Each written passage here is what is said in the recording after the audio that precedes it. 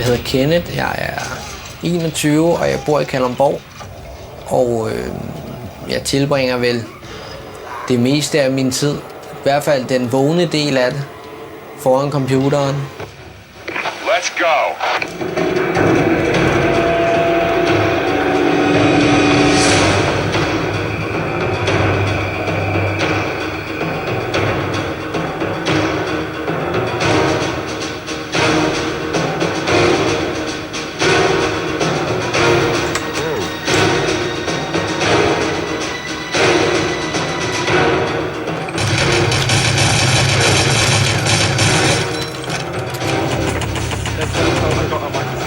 Two guys are behind the Panzer hall.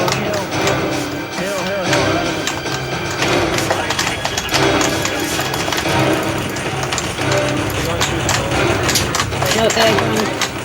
I'm down. Okay, cool. Right, guys, we just need to make sure we've got these tactics sorted out. So. Jeg hedder Christa, jeg er gift og har et barn på 3 år. For cirka 2,5 år siden, der fik jeg ADSL, og så skulle jeg jo lige prøve at spille over nettet.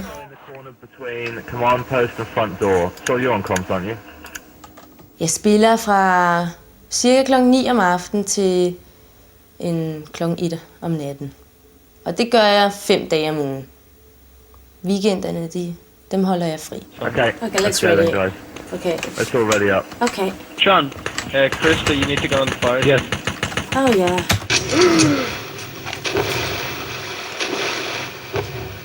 Let's go!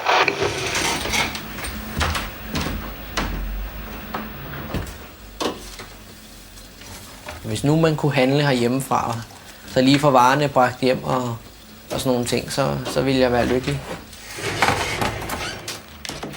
Jeg er en generet type, bare ikke sådan, når jeg er på internettet.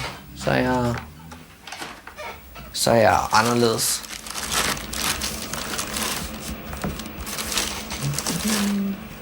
Jeg ved ikke, om jeg er mig selv, når jeg er online, eller om jeg er mig selv, når jeg er det virkelige liv. Jeg ved ikke, hvad der er mit rigtige jeg.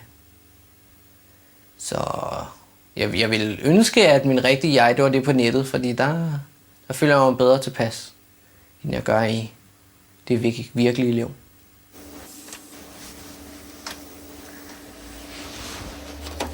Er du klar? Jeg er så klar. Så har jeg sådan noget teflon-tape under min mus, som gør, at den glider endnu mere. Og det skifter man også ud en gang imellem, når det er ved at være lidt slidt og lidt fedtet og sådan noget. Så skærmen, den kan man også godt trænge lidt til. Det at spille over nettet, det er jo så spiller man mod andre mennesker fra hele verden. Og det er jo fedt i sig selv, fordi at, så har man nogen at konkurrere mod. Men i starten, der var det sådan mere bare fis og ballade og sjov. Hvorimod nu, der er det sådan kommet op på et højere plan. At det er blevet mere sports-minded. Eek, you'll be at the command post with Krista. Eek and Krista, just be careful, because Tom's got the ability to rifle me through. So, Tom, to be honest with you, mate, yeah, because you're playing. Når man spiller et hold sammen, så skal man også kunne arbejde sammen, og man har noget taktik, som man skal forholde sig til. Man har de allierede mod tyskerne, og så er der en mission. Det kan være, at man skal springe noget i luften eller stjæle nogle hemmelige dokumenter. Og det er forskelligt fra bane til bane, hvad det er. Er du god til det? Ja, selvfølgelig er det god. Ellers så gad jeg da ikke spille. 逃げるのかよ。死神さん。喉は大丈夫だぜ。歌えよ。歌好きなんだろ。美月は本当に歌が好きなんだね。僕も美月の歌が大好きだよ。そうだ。すみませんでした。もう一度お願いします。あ、うん。じゃあ音出して。Jeg synes faktisk, jeg er gammel. Jeg synes, jeg har levet i ufattelig lang tid nu. Altså, det er ikke, fordi jeg har travlt med at dø, overhovedet ikke. Men altså, jeg synes... For eksempel, når jeg står op om morgenen, så knirker jeg. Men det er sikkert, fordi jeg har brug for at motionere noget mere. Jeg motionerer overhovedet ikke, så... Jo, jeg har da sikkert masser af liv foran mig, men der er sikkert også masser af spil, der kan nå at udkomme, og masser af tegnefilm, der kan nå at blive lavet, som jeg kan bruge min tid på. Så jeg har ikke travlt med at komme ud og lave andre ting. Jeg har det fint i min lille verden.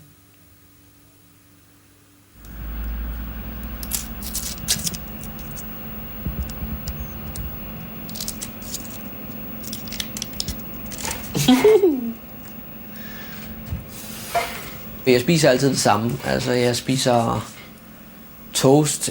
Det varierer lidt i perioder, om det er toast eller rugbrød, jeg har nedenunder. Men ellers så er det smør, og så er det bare altid det samme pålæg, og det samme, jeg drikker, og det samme dessert, jeg spiser. Og hvis jeg endelig vil have noget anderledes, så bliver det enten en pizza, eller også så må jeg over og nasse på mine forældre. Så kan jeg få noget rigtig god varm mad der, fordi jeg kan overhovedet ikke finde ud af at lave mad. Jeg kan kun lave pandekager, og det er jeg godt nok ikke lavet i lang tid, fordi det tager 2 timer at lave en portion, som er nok til, at jeg bliver mæt. Så det gider jeg slet ikke. Jeg gider slet ikke bruge så meget tid på at spise. Det skal alligevel bare ned i maven. Så. Jeg tror ikke, det er usundt at sidde 10 timer foran computeren og spise det samme mad hver dag. Det er sandsynligvis meget usundt, men jeg kan godt blive enig om, at det er meget usundt, men samtidig så, jeg er aldrig syg, og altså, hvis jeg endelig har en hovedpine, jeg får aldrig hovedpine eller noget, jeg sidder på skærmen og kigger på skærmen, og hvis jeg har hovedpine, så går det væk efter en times tid eller 2.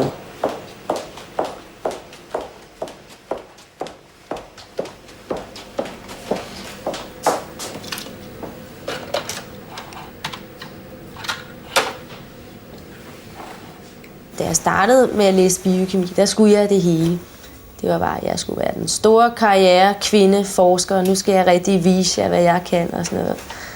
Men og så lige pludselig, så er man blevet gammel, synes man jo selv, og skulle have børn og blive gift. Og så er der lige pludselig nogle andre interesser. Ting, der betyder mere for en, ikke?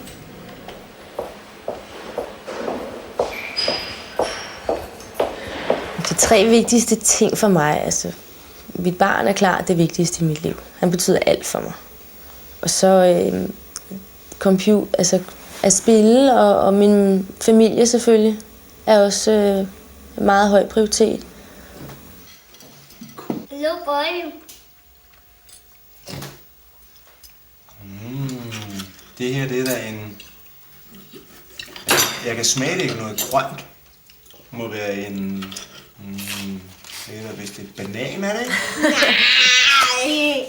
Er det et æble? Nej. En gulerod? Nej. En broccoli, så? Ja. Ej, det var godt gættet. Så er det din tur. Luk øjnene. Skal du ud på toilettet? Ja. Okay. Så kalder du bare, når du er færdig. Godt. Nej, jeg skal tisse. Okay. Ja. Du kan bare... Nå, okay. Bare stor af Den er rigtig stor.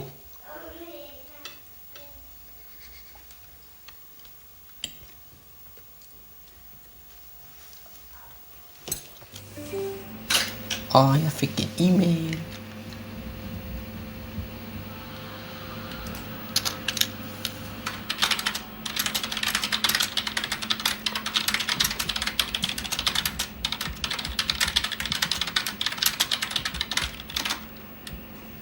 Jeg hed oprindeligt Killer Dog, men som kommer af, at mit efternavn er Gravlund. Og så blev jeg rimelig meget mobbet i folkeskolen. Og så kaldte de mig generelt altid for gravhund. Og så tævede jeg altid dem, når vi spillede computer. Og så blev jeg bare ligesom til en dræberhund, en Killer Dog. Det blev så et problem, når jeg skulle over til chatten, fordi at det skræmte rimelig mange. Enten så lokkede det nogle sære piger til, eller også så skræmte de søde væk. Så det blev til, jeg ændrede det til Cute Puppy i stedet for. Så det er mit nuværende navn.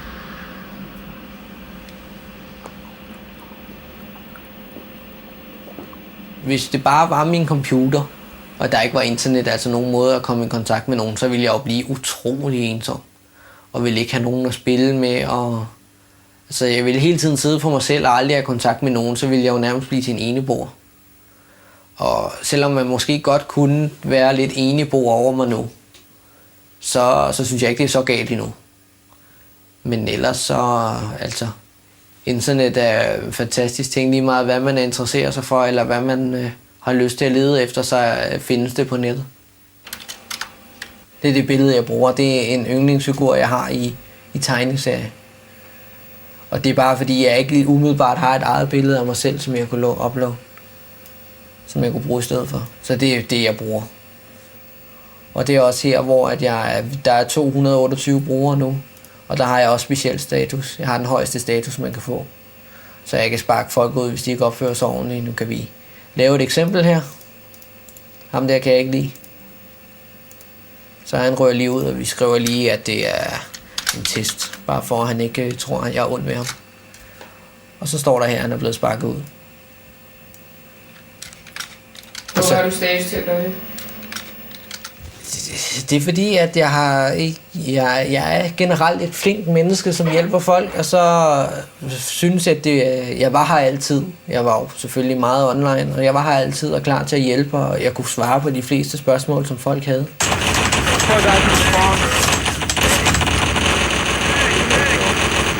Oh shit, sorry. Bridge. A lot of people at bridge. I'm low on health.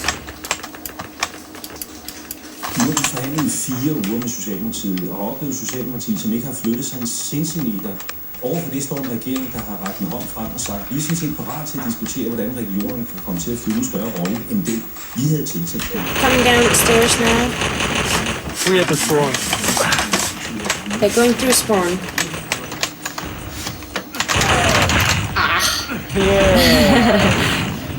Die.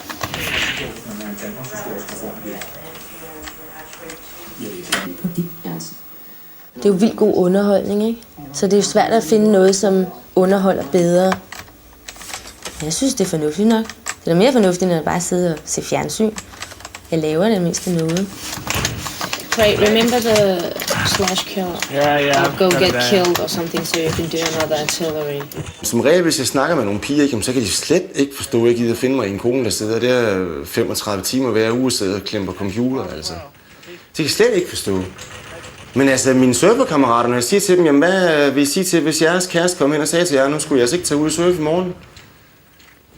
Så lukker de jo i ligesom en østers, og så kan de jo godt se, at jeg var lige ved at sige, at det er tvækket svært, ikke? Jeg kan jo ikke forhindre hende i det, så skulle hun forhindre mig i at gøre mine ting. Jamen, jeg synes da godt nok, at min sport er sgu da... Jeg synes da, min sport er sejr, ikke altså? Jeg kan have dårlig samvittighed over arbejde. Jeg kan have dårlig samvittighed over at jeg måske ikke tilbringer nok tid sammen med min mand. Jeg kan have dårlig samvittighed over for dem, jeg spiller sammen med. Og den kommer man ikke udenom. Det tror jeg, vi alle sammen kender til. Bad timing, så.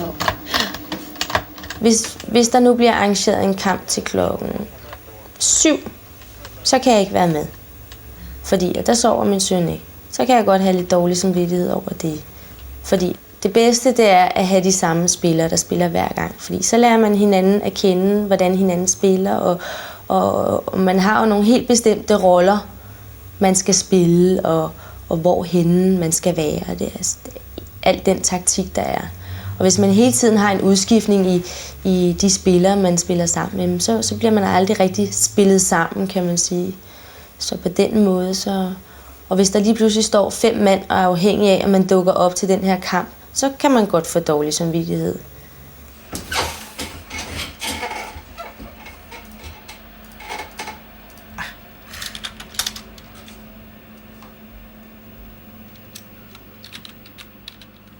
Jeg har kendt hende i 2-3 år nu, må det vel være. Hvor vi ligesom bare på en eller anden måde faldt over hinanden på en chat. Og så jeg, vi snakkede egentlig ikke generelt med hinanden. Jeg havde lagt mærke til hende, og at hun altid var online og sådan noget. Men så begyndte vi lige pludselig at snakke, og så udviklede det ligesom. Og så en dag, så blev det til, at jeg skulle ringe til hende, og der skulle virkelig tages tilløb til. Og flere dage og flere uger, hvor jeg tænkte, så nu ringer jeg. Og så, jeg havde fået hendes nummer, men hun var selvfølgelig også selv meget generende over det. Så. Og sagde, at hun ikke ville tage telefonen og sådan nogle ting, så det var sådan lidt katten efter musen noget. Det er så trappet lidt ned nu, men Nu har hun jo sin kæreste, som hun skal tage sig af, og hun har et arbejde nu. Og noget med heste og piber og plader. Og vi har stadigvæk fast kontakt. Jeg kan altid se, når hun er online, og vi skriver tit med hinanden. Og hvis der sker et eller andet, så snakker vi lige med hinanden om, hvad det er og sådan nogle ting. Altså, hun er bare noget specielt. Jeg ved ikke, hvad man kan sige, hun er. Hun er bare. Altså, det er den, jeg ligesom kan sige alting til, og som ikke har noget problem med at lytte, og hun fortæller også en masse ting, og der er bare en masse tillid.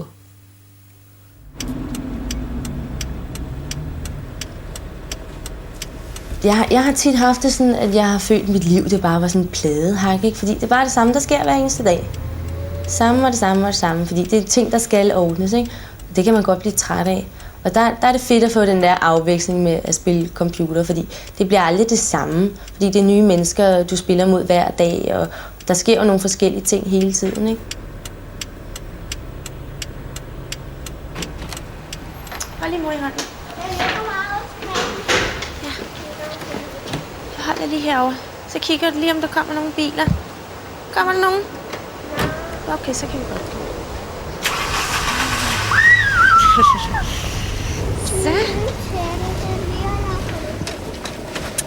Så kører vi.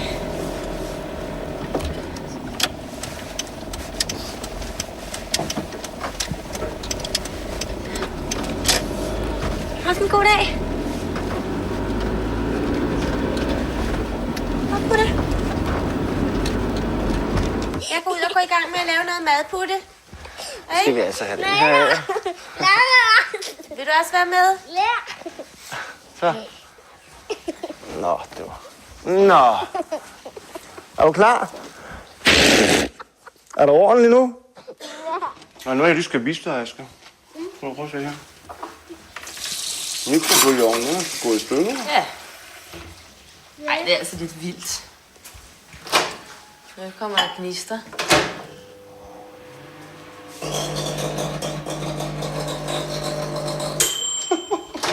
Den virker ikke mere, Asger.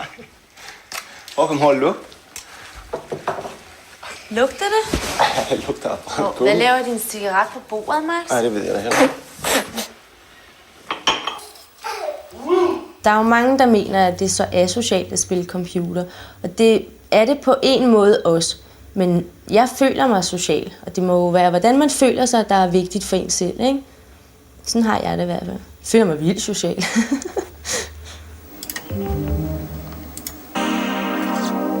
So, are you ready? Yeah. I can already imagine that. Let's go.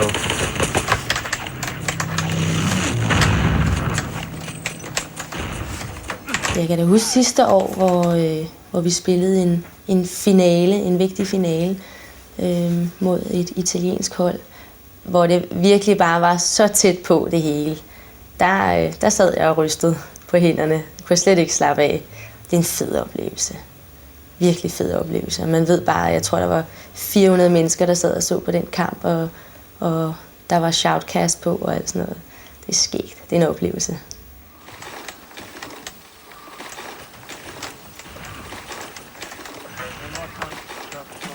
Min søn, han stopper i børnehave, eller Aske stopper i børnehave i morgen og skal starte i en ny, så han skal jo lige have lidt kav med. Okay. Good job. Nogle gange er det meget fint, at hun spiller computer, og nogle gange kan man da godt lige, måske hvis man sidder og ser et eller andet i fjernsyn, man har lyst til at snakke om et eller andet, så kunne det måske have været meget fedt at derinde til at dele det med, men altså, som regel, så er det jamen, så er det jo fint nok at gå og nus med sig selv. Hvad jeg lige ved at sige. Men det fede er jo, at hun har sine ting, og jeg har mine ting, for jeg er konkurrencesurfer, og det bruger jeg jo meget tid på, og så det fede er jo, at når jeg ikke forhindrer hende i at spille computer, så kan hun jo heller ikke rigtig tillade sig at forhindre mig i at komme ud og surfe, og så kan vi begge to få lov at lave hver vores ting at have. Og vi ikke behøver at skal gøre alt sammen. Så jamen jeg tror altså, både mig og Christa, vi er jo begge to super egoister, ikke? Altså, men Jeg føler mig da i hvert fald selv som sådan et rimelig egoistisk menneske, ikke? Men så er jeg jo heldig, at jeg har en kone, der også er det. Men stadigvæk ikke så egoistisk, at vi ikke kan give hinanden de friheder. Ja. Og vi er sgu temmelig ens på det punkt der med, at der er jo ikke nogen af os, der vil finde os i, at en anden person skal bestemme, hvornår vi kan få lov, eller jeg skal spørge om lov, eller hun skal spørge om lov til, hvad vi må og hvad vi ikke må.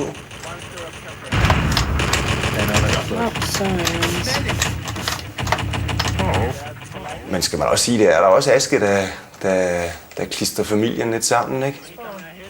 Altså for ellers så kan man jo godt måske sige, at så, hvis den ene person, eller så mig, ikke? Altså surfer hver gang det blæser hele sommerhalvåret, ikke? Og så hvis der måske er vind 14 dage i træk, og Christa har vigtige kamp 14 dage i træk, så er det da ikke det hele vilde, man ser til hinanden, altså. Så, og det er jo heller ikke lige det er sådan den store morgenhygge, der bliver præsteret her, vel, når den ene er træt, og man skal skynde sig ud af døren og i børnehave, ikke? Så, men altså, det må jo så være kvalitetstid, ikke? Så,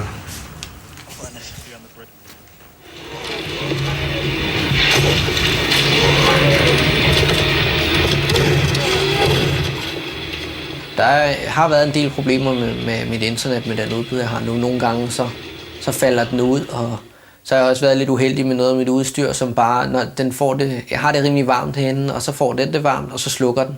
Og så er jeg nødt til at smide den i fryseren. Og så er jeg uden net indtil, at den ligesom bliver kølet ordentligt ned. Så ligesom op, så ved man bare ikke, hvad man skal lave.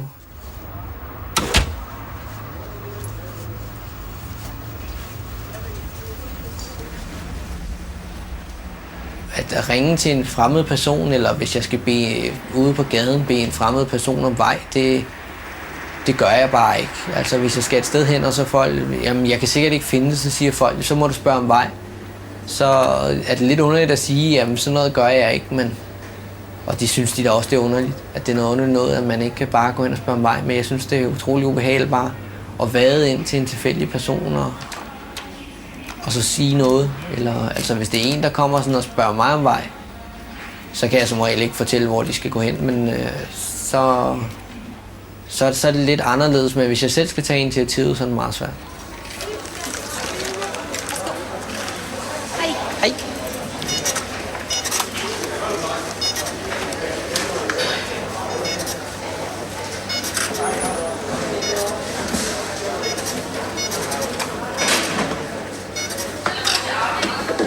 Så bliver det 174,25. Tak for det.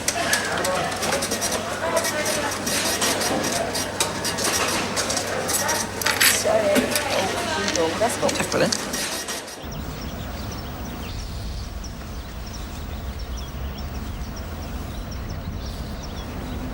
Da jeg havde netcaféen, der var jeg jo ligesom om, der vidste alle de unge i hvert fald, hvem jeg var. Fordi det var jo den første eller det var ikke den første netcafé, men det var ligesom om, at der åbnede vi den eneste netcafé i Kalundborg med 36 maskiner, og vi kom jo som sendt fra himlen og alt det der, og alle vidste ligesom, hvem jeg var og hilste på mig.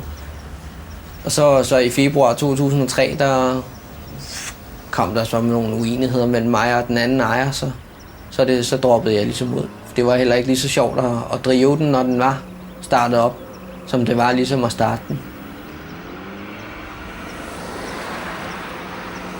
Når nu man er lille mig på bistandshjælp og sådan nogle ting, så er der ikke lige penge til at åbne sin egen forretning. Og netcafé er ikke særlig, bliver ikke taget som særlig sikker investering hos bankerne. Selvom at den netcafé, vi åbnede før, den stadigvæk kører i fineste stand.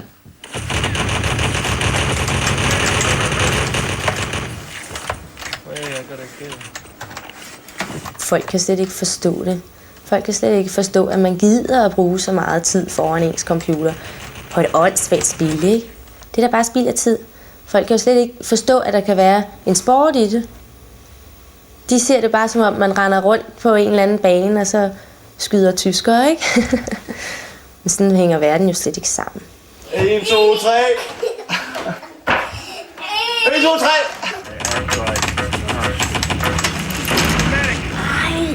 Best thing to do with that airstrike Run towards the... 1685, but wait till. Cover the engineer. Command Go post. for it. Jeg føler, at jeg gør noget for mig selv, og jeg kan se en fremgang i mig selv, og jeg føler en tilfredshed med det, jeg laver. Og jeg tror også, at de slags spil, som vi sidder og spiller, at det også gavner i en vis forstand. Altså man bliver jo enormt hurtig til at reagere, og så tror jeg, at holdsamarbejdet, det er noget, man kan bruge i livet, når man skal ud på en arbejdsplads, at alting ikke altid er så egoistisk. Man kan ikke være en egoistisk spiller i det her spil. Man skal arbejde sammen. Ellers så er det ydt.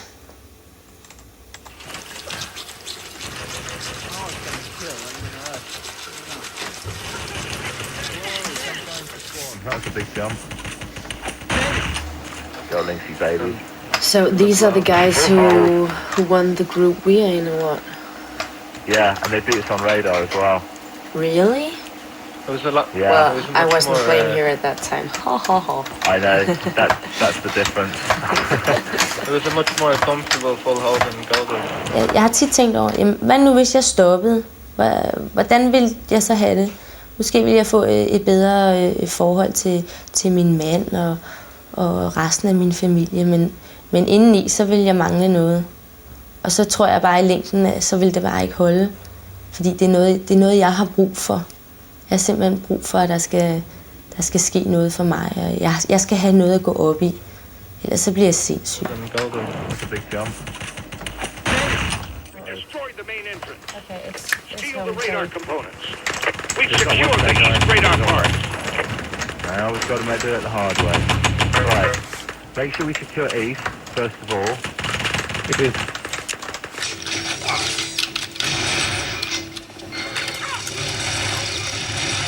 Nogle gange så kan jeg sidde og rode rundt i de underligste ting og bruge en fandens masse tid på det. Det jeg tænker mest, det er altid, at jeg synes aldrig, jeg har tid nok. Og så er det der med, så skal man sove, og det er så besværligt. Hvorfor skal man sove? Det spilder tid, og min hjerne kan bare ikke slappe af og sådan noget. Og det er da meget sjovt, når man endelig falder i søvn, men jeg har altid så svært ved at falde i søvn. Og så bliver det vendt hele vejen rundt, og så sover jeg om dagen og vågen om natten. Det passer mig også bedst, fordi så er der mange af dem, jeg kender på nettet, som er online. Så jeg er stadigvæk 15 år.